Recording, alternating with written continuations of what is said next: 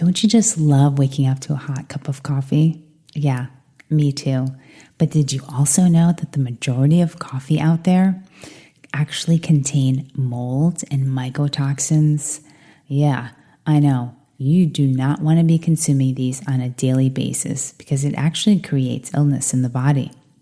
So I found this amazing company called Purity Coffee, where they will source sustainable coffee. It's always organic and it never contains any mold. So if you want to do something for yourself and your family, definitely try this coffee. It tastes divine, by the way. So head over to puritycoffee.com. That's PURITYCOFFEE.com and put in the code Margaret20 to get 20% off your order. And you'll thank me later. Welcome to the Sacred Medicine Podcast. My name is Margaret Romero. I'm a Columbia-trained functional medicine nurse practitioner, and here I uncover the truth behind chronic illness so that you can finally heal. I'm a women's health and hormone expert and love empowering women to finally live their life fully and powerfully through optimal health. This is the Sacred Medicine Podcast.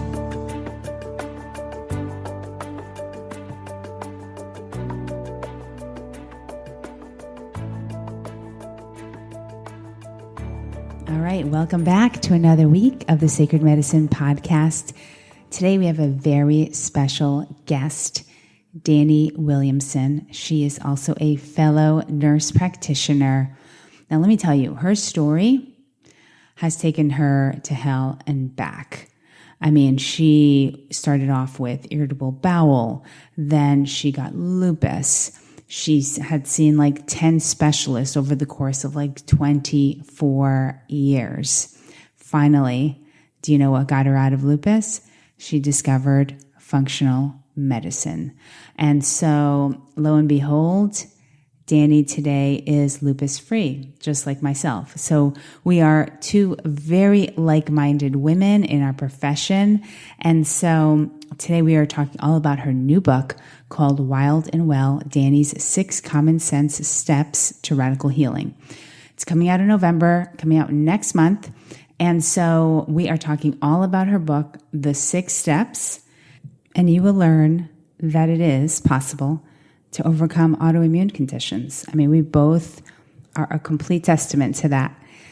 And so if you're listening and you have an autoimmune condition, lupus, for example, I am hosting a free masterclass next week, 1 hour, lupus masterclass, 7 daily habits to prevent lupus flares from ever coming back.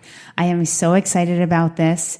So if you want to register, go to margaretromero.com/masterclass, sign up, get in. I have 2 dates next Wednesday, as well as the following Saturday.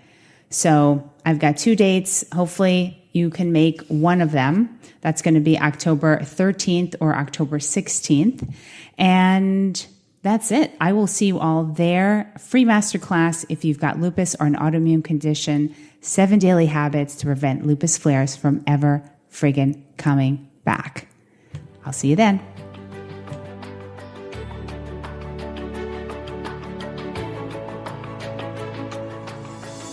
All right. Today we've got a new guest, Dani Williamson. She just came out with her gorgeous book, Wild and Well, Dani's 6 Commonsense Steps to Radical Healing. Amazing book. Dani, thank you so much for being here today. Oh, thank you. I'm honored and thrilled to get to speak to a kindred spirit and a like soul. Very excited. Yes, we are. I was going through your book. Thank you so much for sending that over. I realized that we think so much alike. It's really, it's so wonderful to meet someone that we're just on the same level. Yeah. I was thinking the same thing when I was listening to all your podcasts. I mean, you're talking on your podcast exactly what I say in the office every day, what I teach on Instagram every day, and my Facebook Live on Sundays. I mean, it's common sense, practical medicine. You have to find somebody who's going to help you with that journey. And like me with my story, it took, a long time for that.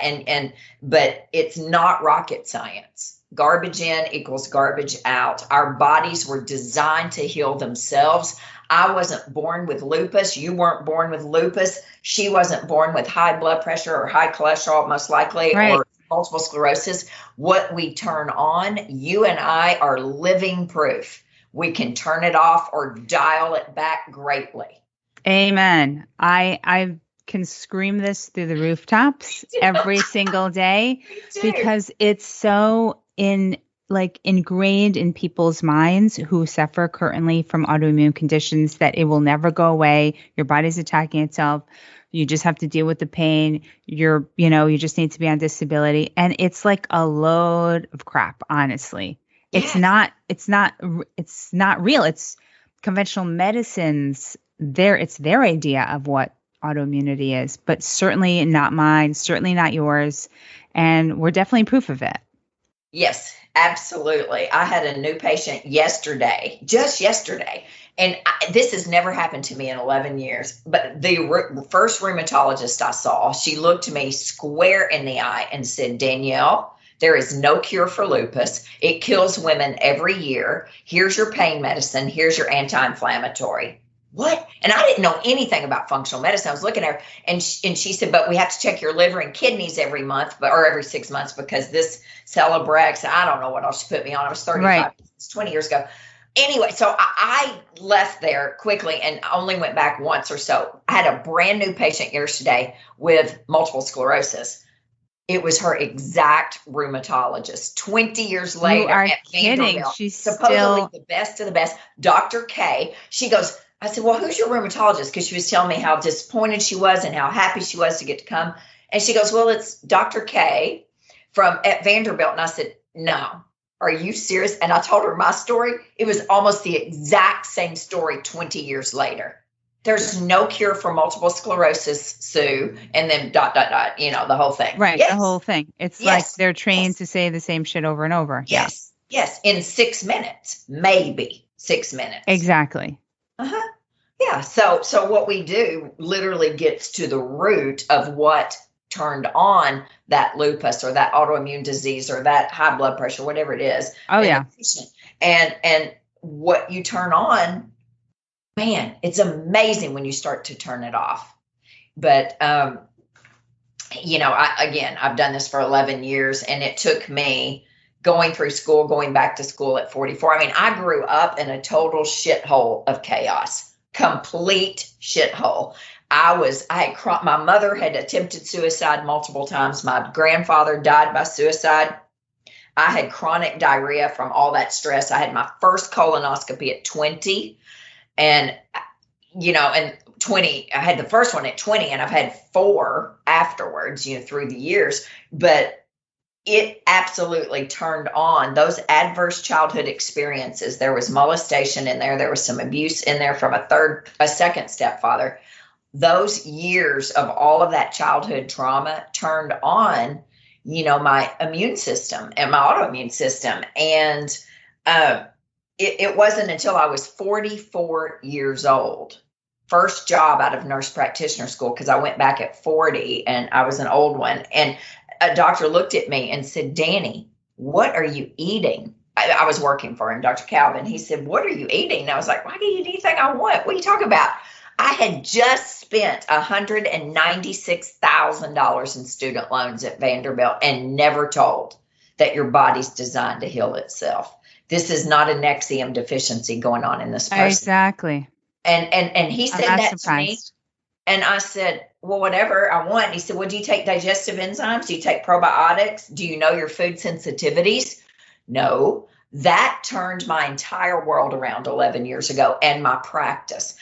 And by me healing my body, decreasing inflammation in my body, healing myself from the inside out, by controlling what's at the end of my fork, changed the whole trajectory of my patients' lives. Beautiful. And it's absolutely mind-boggling to me that we don't teach this. I've gone back to school multiple times because I really would love to teach there. They're not interested. It's not that they're not interested so much.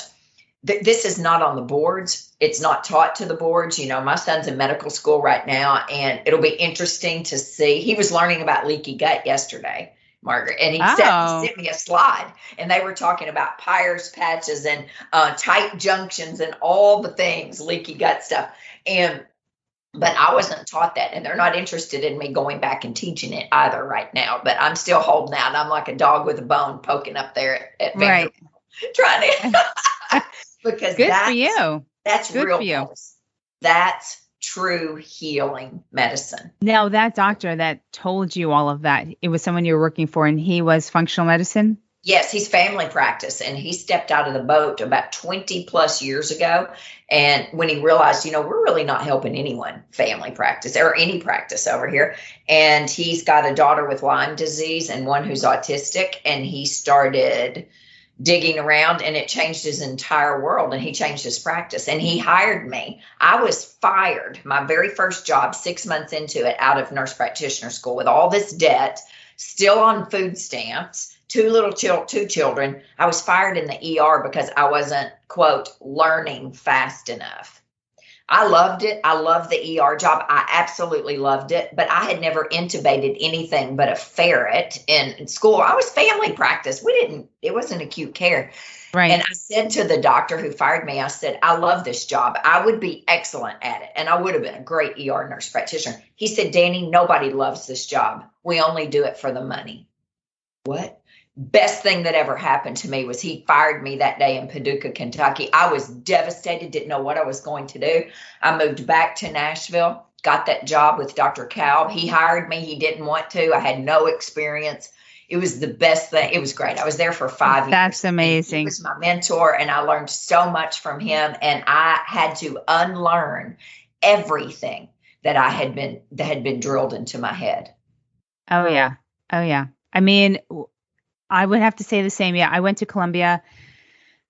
Did we talk really about nutrition? Well, the thing is that I didn't do family. I was acute care with a subspecialty in emergency trauma. So fabulous in my first job.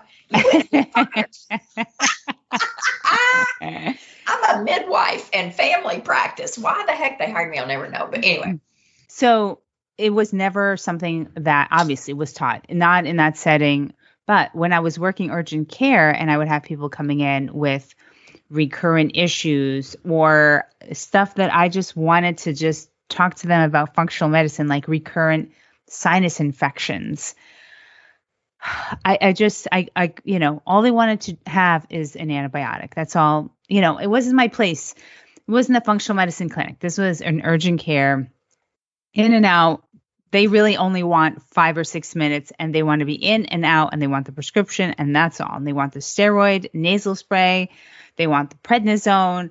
That's all that works for them, they would say. And so I'm like, this isn't me anymore. Like, this isn't, yes, I can do this. I was trained in it. I can do it. I can suture, all of that stuff, but it's not doing anything for me, my soul, my purpose here.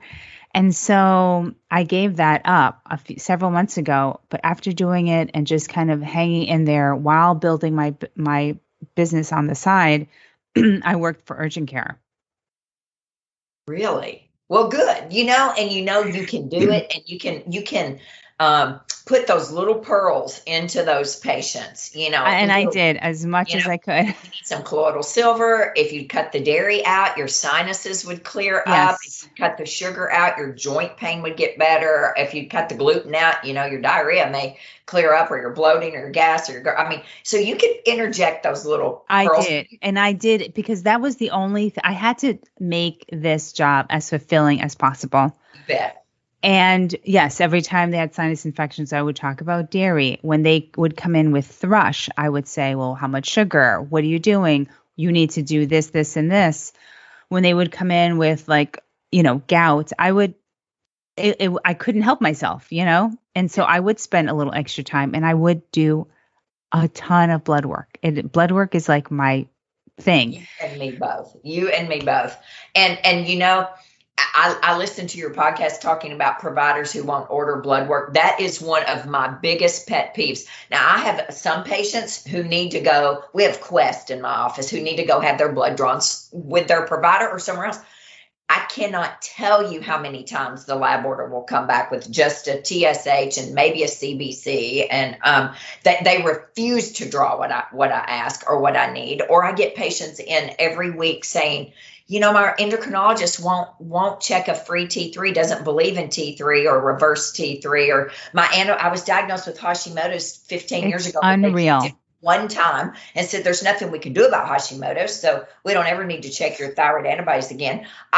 It is unbelievable to me. I can't tell you how many labs I check in my office for people. Half the time, I don't even know what they want. I'm like, what are you want? Okay, fine. I have no problem finding the number and typing it into Quest. And going, you know, I generally don't check my cancer markers like CEA or CA 125. But if a patient wants that, I know the number and I'll order it. How dare you tell someone they don't need that? I mean, it's not my job to be worried about if their insurance is going to pay for it. And I always say to them, I don't know if insurance is going to pay for it, but if the patient's asking, they want the lab drawn.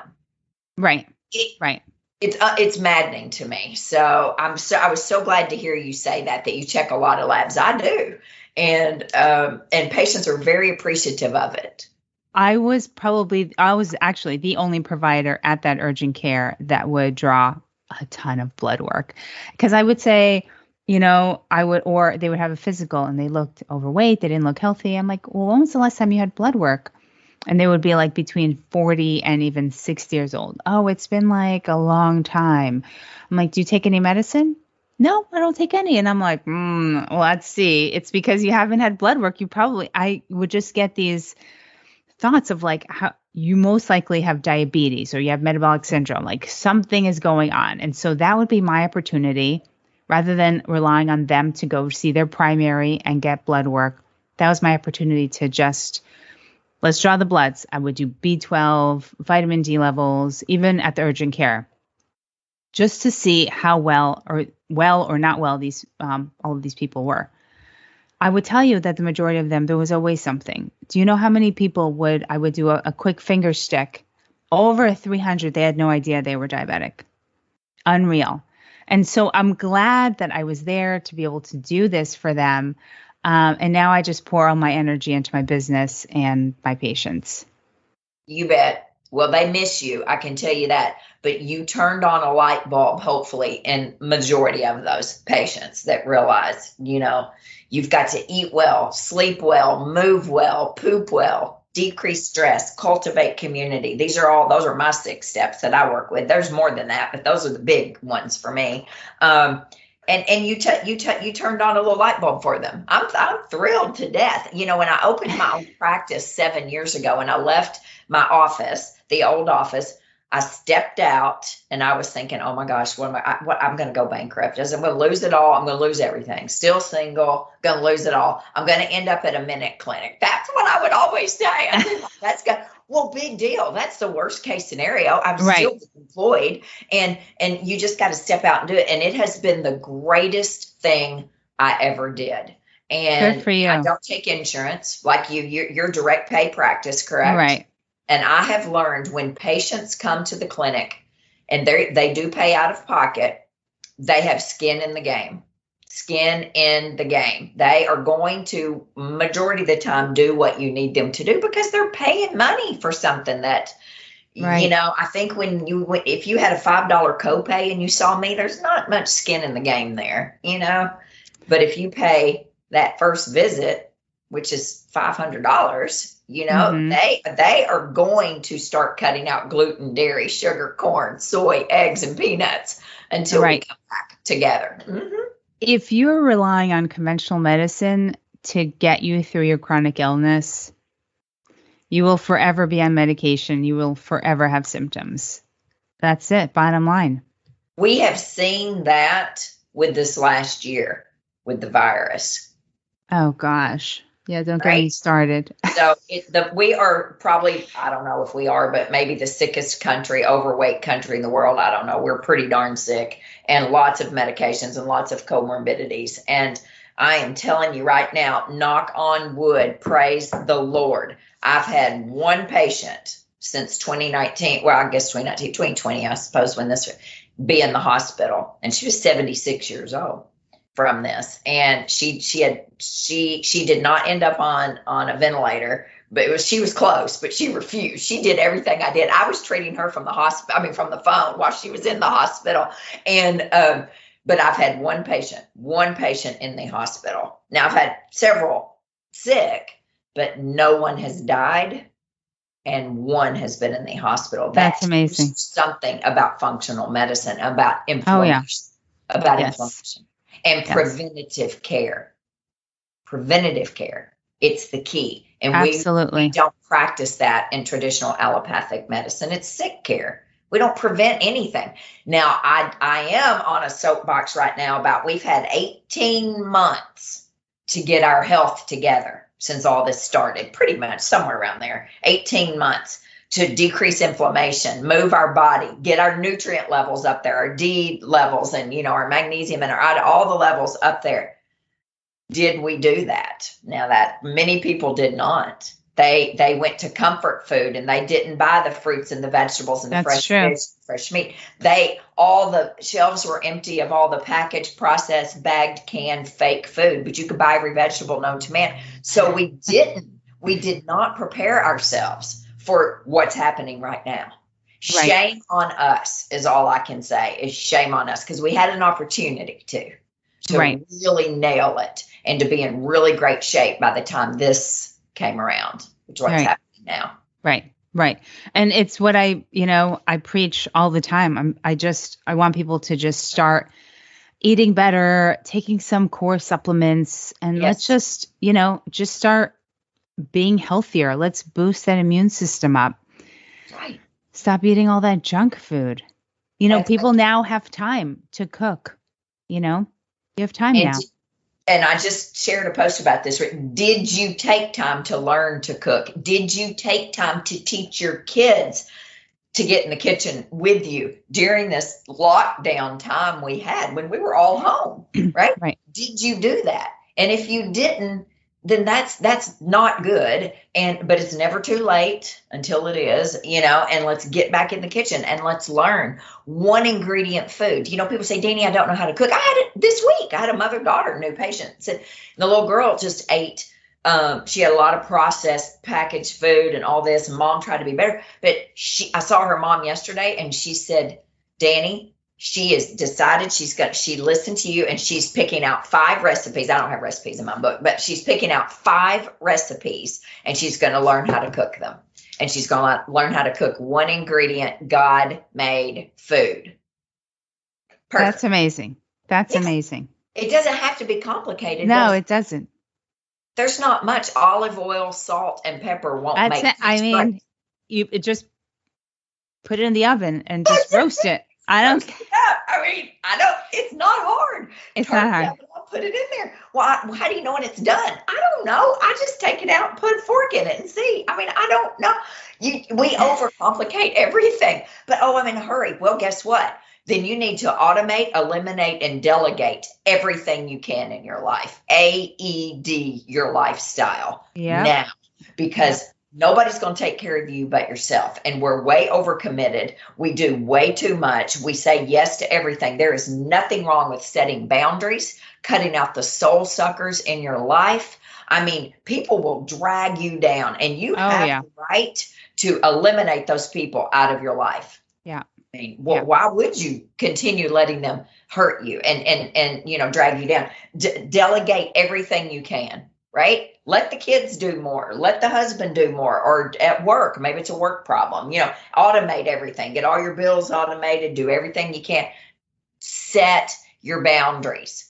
and put your oxygen mask on. We are at a crunch time in our world to where we don't have time to be dicking around with this anymore. It's time to decrease inflammation. It's time to get your body moving, start laughing, get your community. Social distancing sucks. That should not ever have happened. We can't be social and distance. Now we can distance ourselves, but we shouldn't be isolated. That's what I'm trying to say. We shouldn't be isolated.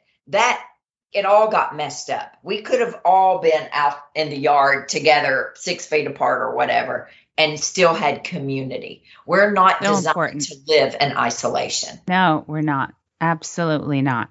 And I just see so many people. I just hear of so many people, especially the elderly, but even young kids who are just feeling lonely from not seeing their friends.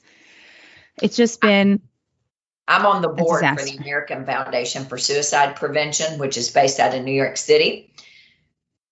And that's, of course, a cause near and dear to my heart. AFSP.org, huge nationwide organization, largest organization for suicide prevention research in the world, actually. The fastest growing rate of suicide is age 10 to 24, 10 to 24, 10 to 13 is rapidly going up. Wow. So sad. Phone calls to suicide crisis lines went up 800% in 2020. 800%. We have a pandemic. That's right. We do a healthcare pandemic. We have a mental health pandemic that is brewing. It's already up. It's already reared its head, and it's hard to turn that around. And these kids are, they weren't designed to be in isolation. And so I have a patient though. She was in her 40s, and she shot herself 3 weeks ago. With a little boy, little 9-year-old boy. She died by suicide 3 weeks ago, and I missed it. Her whole family missed it. We all missed it. I mean, I went to the funeral, and her community missed it. We all missed it. I don't know what happened. We'll never know. But she was suffering enough that morning to wake up and go in the bathroom and die by suicide. Wow, that's really sad. People are desperate, and I don't think that they know that there's a way out. This is temporary. And and when you're isolated, it seems like there is no way out. Is the rate of suicide also, I'm assuming that could also be due to people losing their family members to potentially the virus or for other reasons, and feeling now no jobs, losing everything. It's really just a compounding effect. Yes. Yeah. And then no one to talk to, and people are ashamed. No one speaks about mental health or suicidal thoughts. And I share this all the time on social media. You know, you need to be the one. You need to be the person who pays attention to your friends and your coworkers and your family and asks the hard questions. Are you thinking about hurting yourself? Are you thinking about killing yourself? Straight up say it. They have a whole program called Seize the Awkward, #Seize the Awkward. Well, because it's awkward. It's awkward for me to look at you and say, Margaret, are you thinking about killing yourself? You know, I mean, people are caught off guard with things like that. But, you know, thinking about it and having a plan are two different things, but they all mold together at some point when people get desperate enough. So. But I also think that as healthcare providers, it's something we're always asking our own patients about. Yes. So for us, it may seem easier. What's that? We're supposed to. I think for us, it's easier than somebody who has zero, knowledge or, comfortability around that, asking such a big question like that. That's right. But we only get to see them for a little bit, for us, longer than the average healthcare provider. And they tend to put on a face in the exam room a lot of times. That's true. Mm-hmm. Yeah. So we have to all be aware of that and be so sensitive to the fact that mental health it really is rising to the forefront of what we need a whole lot of revamping in the United States. And we need to get the stigma away from depression and anxiety and bipolar and schizophrenia and ADD and ADHD and just the entire psych. Right. Realm. Absolutely. Well, let's talk about a couple of your 6 common sense steps to being able to get through these times and in general to help people become healthier and feeling so much better than they have been. Well, you talk to your people all the time about diet because I've listened to it. So we're on the same page with that one. Gluten, dairy, sugar are the 3 white devils, in my opinion. I mean, they are, and they create systemic inflammation.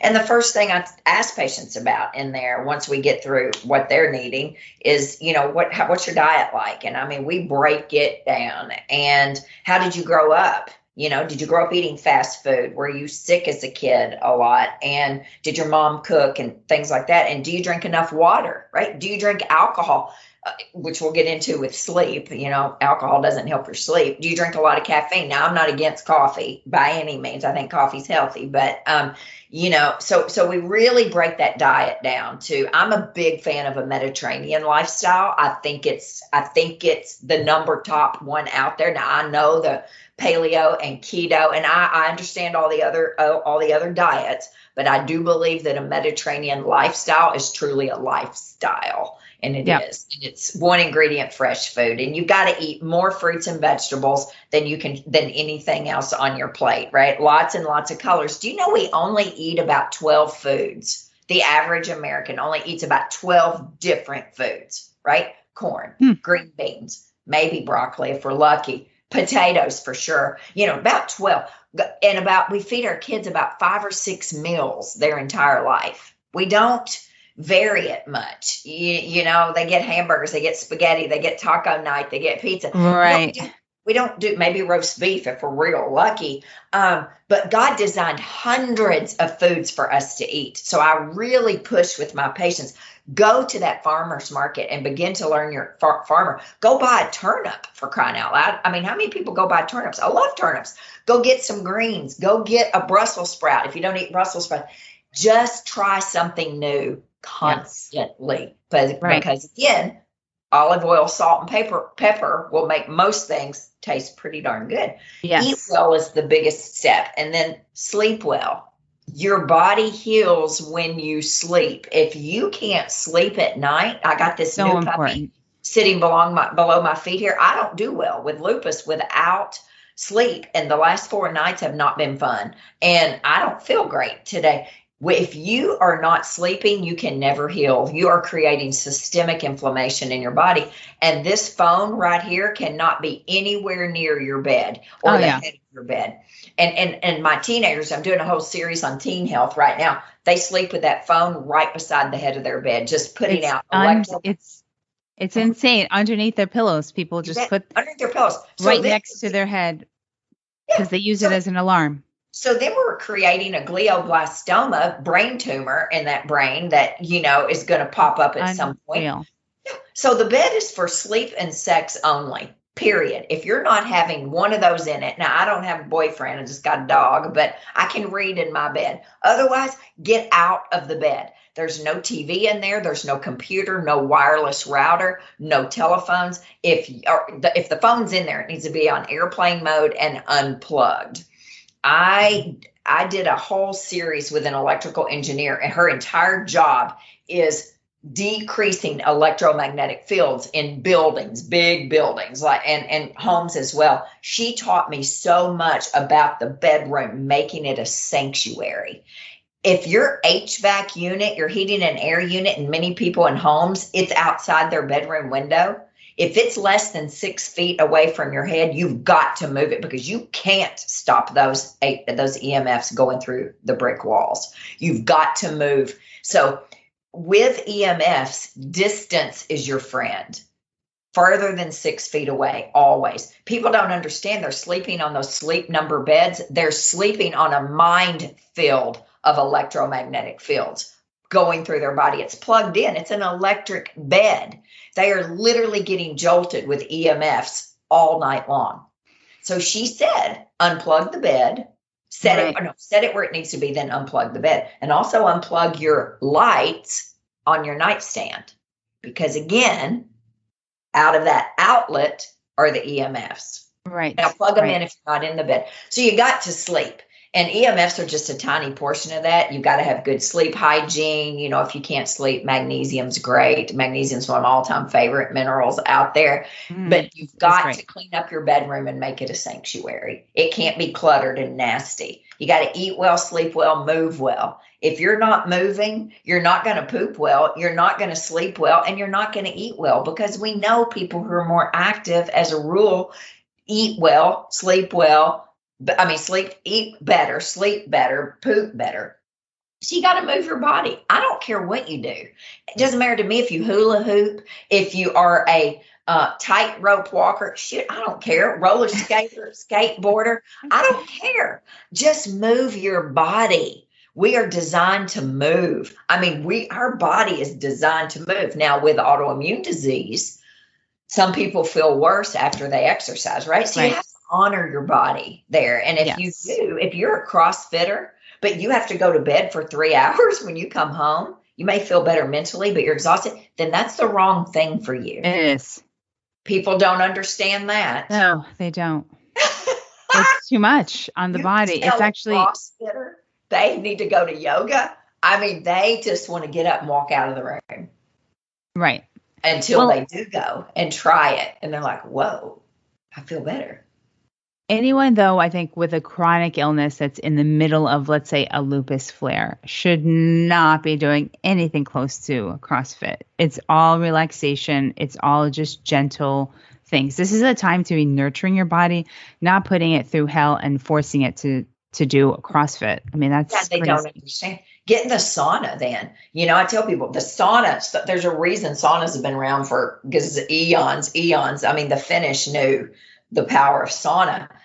And when you get in a sauna and just sweat it out and relax, to me, that's one of the greatest things ever. And it's a workout for your heart and sitting in a sauna. So I'm all about a sauna. So I love them.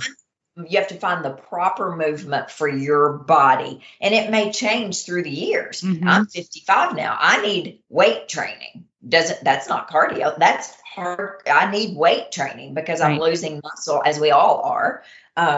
So you got to find that. You got to eat well, sleep well, move well, poop well. Nobody's pooping. Either they're pooping like I did, the mad shitters my entire life until 11 years ago. Never knew when it was going to happen. I lived in New York City for 3 years. I knew where every bathroom was in New York City. I could tell you that I could get to. Or they're not pooping at all. Or they say, well, I poop once or twice a week. And my primary care doc says, that's fine. What?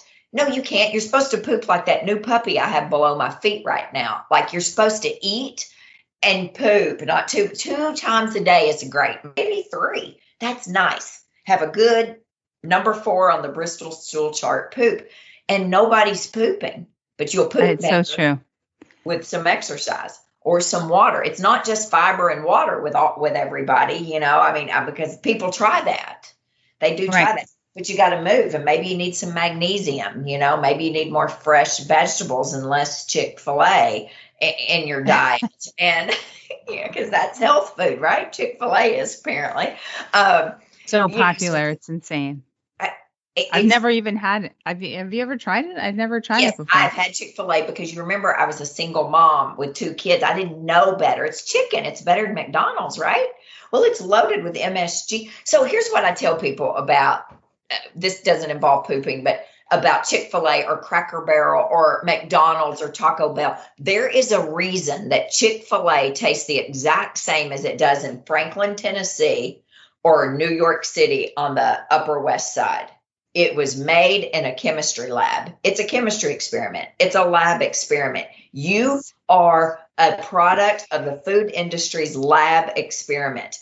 it tastes the same. Cracker Barrel biscuits taste the same all over the United States because you're right. they were created in a lab. That is not real food, period. No. Oh, it's chicken, Dani. Yeah, it's chicken. Do you know how many chickens they have to raise for Chick-fil-A? I mean, have you ever driven by or walked by a Chick-fil-A that doesn't have a line outside it? Never.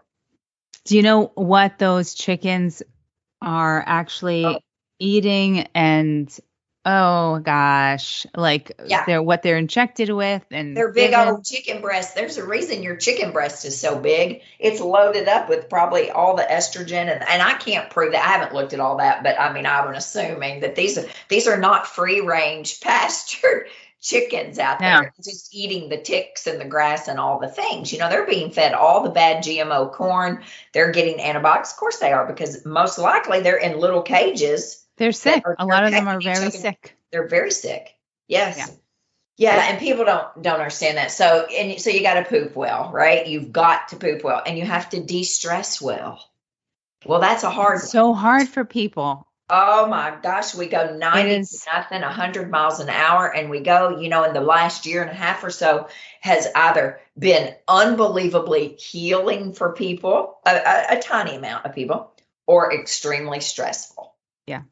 Right. And we don't handle stress well. And when you are stressed out, you create chronic inflammation in your body. I mean, your white blood cells burst and create inflammation. And again, I don't know what that looks like. It's different for everyone. Decreasing stress for me is different than you, right? I may have to, like I said, get divorced to decrease some stress. Mm-hmm. Yeah. You don't have to stay in a bad marriage. Who said you had to stay in a bad marriage? Who says you have to stay in a bad job? You don't have to stay in a job that's not fulfilling you.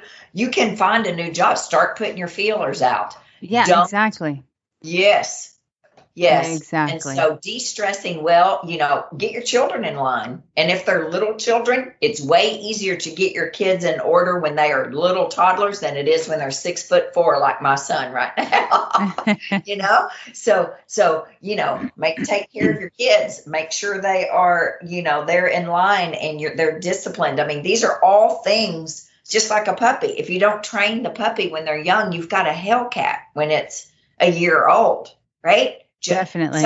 So you have the right to de-stress and to cut things out of your life. I think it's a huge one when patients really realize that they have the right to put their oxygen mask on first. Yes. And it is one of the biggest triggers of autoimmune conditions. Bet it is. Most autoimmune, I feel like, I don't know about most, but oftentimes rears its head initially, or of course, flare-ups after a stressful event or worry. And the majority of the things we worry about never come to fruition. Mm. So I'm a big believer in meditation, and I feel like I'm a horrible meditator, but I do deep breathe all the time. I practiced yoga for years and pranayama and breath work and, de-stressing, tapping. I'm a big fan of the tapping and decreasing stress that way. Therapy, if you can afford it, get to therapy. If not, find a sliding scale, group out there. But decreasing stress is huge for the overall health of your body. And some people have one. Yeah. And one of the things that you also mentioned in your book is about trauma and dealing with childhood trauma, even trauma as an adult. So yes. Key. You bet it is. You got to go back and work through all of that, because I'm going to tell you right now, what happened to you before the age of 18 for sure is not your fault.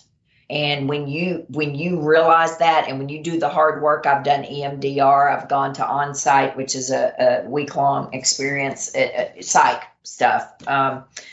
When you do the hard work, your body starts to release some of the pain and some of the inflammation and some of the stress, and you begin to come full circle. So it's real important. Trauma, every single new patient in my office gets an adverse childhood experience questionnaire now. I wasn't taught about that in school. Nobody ever taught us about the first 18 years can set a patient up for chronic disease. Absolutely. and suicide and anxiety and depression and mental health issues and drug use. Yeah. So it's really big. And then my sixth step is commune well. We need community. We already touched on it. We need community. You heal when you have community. When you laugh, oh my gosh, your inflammation levels go down, right? Your oxytocin levels are released. Your oxytocin goes up. I mean, community is key. You don't need hundreds of people. You only need a few roots to hold a tree up, but you have to cultivate the community. Absolutely. And I have a neighborhood cookout I lead, and it's me leading it. I started it last year. We got to know each other really well. That's so great. Oh, it was fascinating. It was amazing. And I shared it every week on Instagram or Facebook, and people would come up to me in Franklin and say, Dani, because you started that cookout during COVID, we've done it now in our neighborhood and we're doing it. Whoever wants to come, comes. But it's interesting. When I'm not here, and oftentimes my mom has Alzheimer's, so I have to travel out of town. When I'm not here, they don't meet. Every community needs a ringleader, I have discovered. And they don't cook out. They don't have a cookout. Right. So it's yeah. But oh my gosh, when you have community, that you start to, all the other things get better and the stress level goes down and you learn about each other. And again, we're designed to be in community. And none of this is rocket science. But I feel like we're so overcommitted now. We're so overcommitted to things and we're so busy. We don't make the time. We don't make the time for any of it. So tell me, fall into bed exhausted, yet can't sleep. What? Yeah, I know. But I would love to hear more about this barbecue. Share a little bit more, like what happens. It's once a month. I want specifics. You can see, but nobody else can. Right out that window, right there is where we set up. And we set initially last April. So that was right in the middle of COVID, at the very beginning of COVID. March started shutting down. First weekend of April, we did this huge circle out in the driveway. And we were all separated out, right? We were all separated out, but we brought our grills. I bought a charcoal grill, and my neighbor has a charcoal grill. So I'm the only woman who grills, and my neighbor Gino grills. And so he taught me how to be a grill master on charcoal. And every week we meet on Saturday or Sunday, and we bring food. And initially nobody shared food, right? Because we were scared. We didn't know what was going on. So we all got on food. So who cares? We sat there and we ate. And as the months kept going, April, May, June, July, our circle got tighter, literally and figuratively, because we spent hours on Saturdays learning about our neighbors. I had no clue my next door neighbor, Jackie, had gone to Harvard, took classes at Harvard. I knew she was a teacher, but she took classes at Harvard. Smarty pants. I mean, we just didn't know. And then my neighbor got engaged to his girlfriend, and we brought her into the circle. And then I was asked to lead off the wedding, talking about community and how we were a neighborhood, but we knew each other, but we never really knew each other until April. And then, so I started the wedding, and all of us were at the wedding, and the wedding was in our front yard, right on the street, big tents outside. And there I was up there, not preaching the wedding, but starting the wedding off, talking about it. And we have our cookout this Sunday. We're going to do it Sunday night, but it is key. It takes work. Building community takes work. It doesn't just happen. It doesn't fall. It takes texting them saying, hey, here's what we're doing, 3:00 Sunday afternoon, show up if you can. It takes work. You got to set it up. You got to clean it up. You got to, but it's worth it. People are amazing. And when you give them the opportunity to share about themselves, I mean, they just turn on. I don't know. I love it. I love it. I love the sound of that. Honestly, I really, really do. And so it happens once a week. And then how many people are grilling, or everyone just is it a potluck type of thing? It's a potluck, and it's only me and Gino that really grill. My other neighbor sometimes brings his grill over, but you got the grill up. So usually we're the only two actually grilling stuff, but everybody now just brings a big whatever, and we just all eat and talk and drink wine, and some drink beer, and we just talk and laugh. And I bring the hula hoop out sometimes. Now this Sunday I have the new dog, so the new dog is going to be a big hit this Sunday. The star of the show.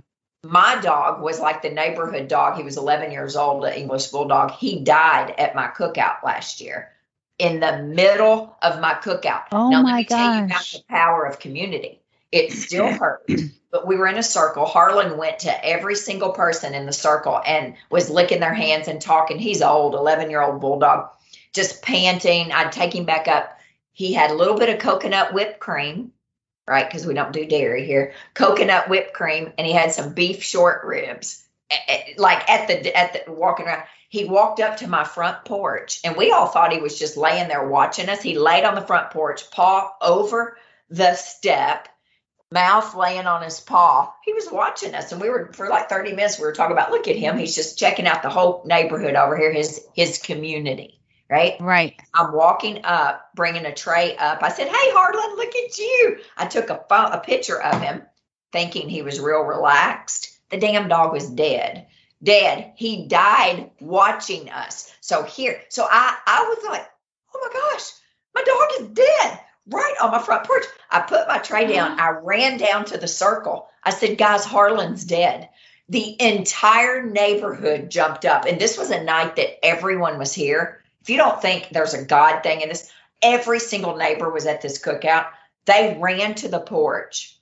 Everyone surrounded me. They surrounded Harlan, and we all cried, and we all kissed on Harlan, and there he was, dead as a doornail on the front porch. I mean, oh my gosh, coconut whipped gosh. cream and beef short ribs on his snout, and what a way to go. But that was community. They gathered around me, and boy, they weren't about to let me take him to the emergency vet to be cremated alone. 2 of them got in the car with me and went with me. Yeah. So otherwise, I'd have been by myself had we not cultivated community. Right. Absolutely. I love this.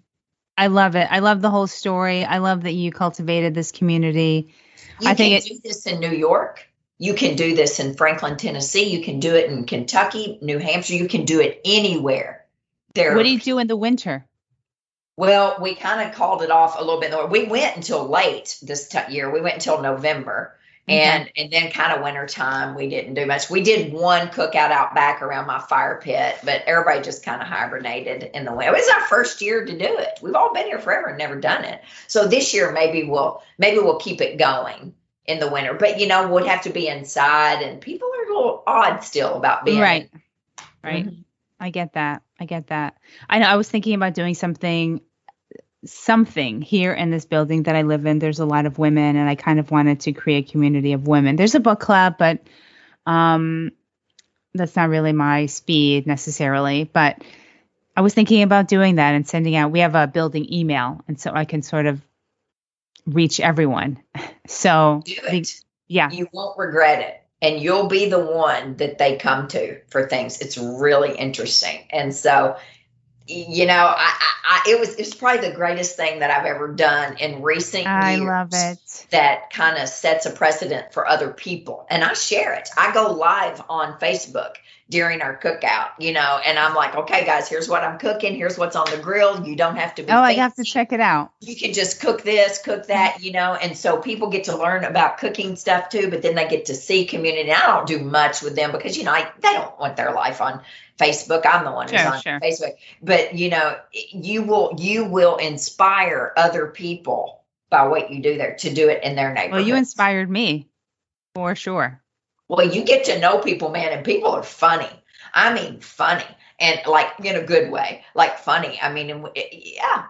So I just expanded my community. I love it. Yes. So Dani, thank you so much for this great conversation. How can people find you? Well, DaniWilliamson.com is the website, and that has everything on it. Instagram, YouTube, and Facebook are all the same, Dani Williamson Wellness.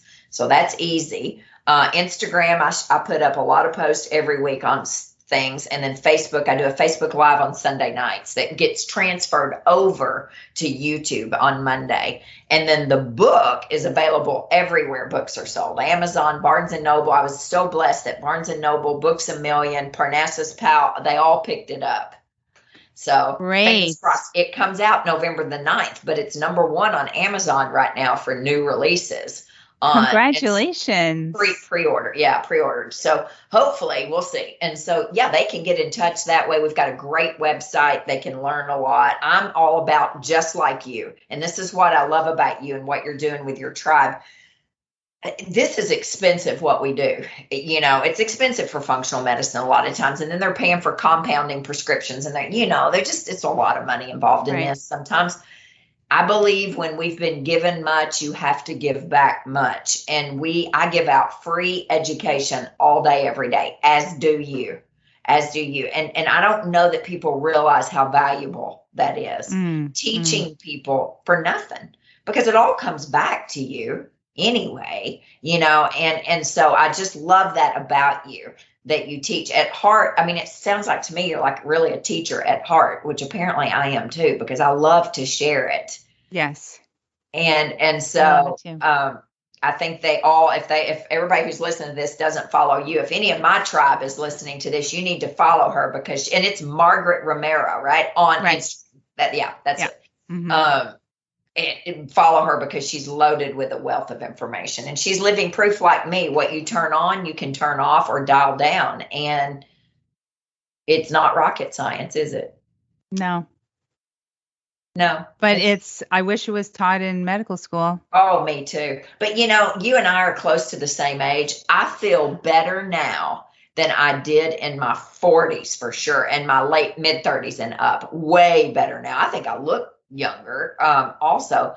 And so you don't have to, I mean, we're all going to age, clearly, but you do not have to break down. Our bodies are not designed to break down. And I want your people to know that they are designed to thrive, and you're not broken. You may be, off center right now, but if you give your body even a little bit of what it wants to thrive, it will right ship before you know it. Yep. The power of healing. You bet. And then you don't want to go back, do you? You don't want to go back. If I'm going to cheat, which is rare with dairy, for sure, dairy just kills me. It's going to be something incredible. I mean, it's not going to be a Domino's pizza over there. Right. McDonald's, I guess, but I haven't been there in decades. But, it's going to be something incredible. So if you build up enough resilience in your body, then you can have those treats every now and then. Right. You won't pay for it as bad. Mm-hmm. Yeah. Yes. Dani, thank you so much.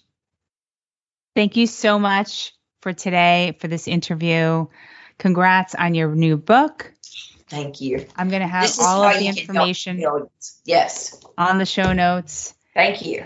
And we should probably do an Instagram Live together. Oh, let's do it. Whenever you want. Let's do it. Okay. All right. Thanks so much, Dani. Thank you. All right. Don't you just love her? Dani is awesome. So if you want to learn more about her and her book, which is on pre-order, it's coming out November 9th, head on over to margaretromero.com/191 for all the information. And listen, don't forget, if you are interested in this masterclass that I am hosting next week, the Lupus Masterclass, 7 Daily Habits to Prevent Lupus Flares from Ever Freaking Coming Back, you need to sign up at margaretromero.com/masterclass. All right, I'll see you all next week and in the masterclass if you join. All right, bye for now. Thank you so much for listening.